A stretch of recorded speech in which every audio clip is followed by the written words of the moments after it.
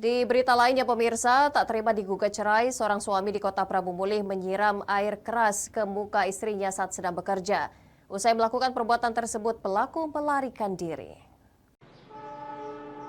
Apriani, 44 tahun, seorang tenaga kerja kesehatan warga Kelurahan Gunung Ibul Barat, Kecamatan Prabu Mulih Timur, menjadi korban penyiraman air keras saat sedang bekerja di puskesmas oleh suaminya, Yahya, karena tak terima digugat cerai.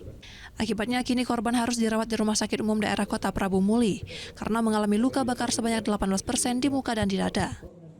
Menurut laporan dari anak korban, orang tua mereka 1 tahun terakhir sering ribut dan pisah rumah sejak 2 bulan yang lalu. Dan akhirnya pada saat kemarin jam 7:15 mendatangi si ibu ke Puskesmas Prabu Mulih Barat.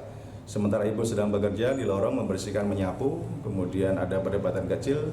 Tanpa disadari, si bapak langsung menyiramkan air keras kepada bagian tubuh si ibu. Lukanya itu di bagian kepala, punggung, dan sedikit di rambut.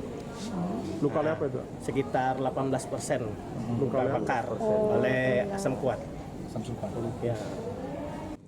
Saat ini tim Satuan Reserse dan Kriminal Polres Prabu Mulih tengah mengejar pelaku yang kabur usai menyiram air keras kepada istrinya. Polres Prabu Mulih berharap pelaku segera menyerahkan diri untuk mempertanggungjawabkan perbuatannya. Dari Prabu Mulih, Berry Brima, iNews melaporkan.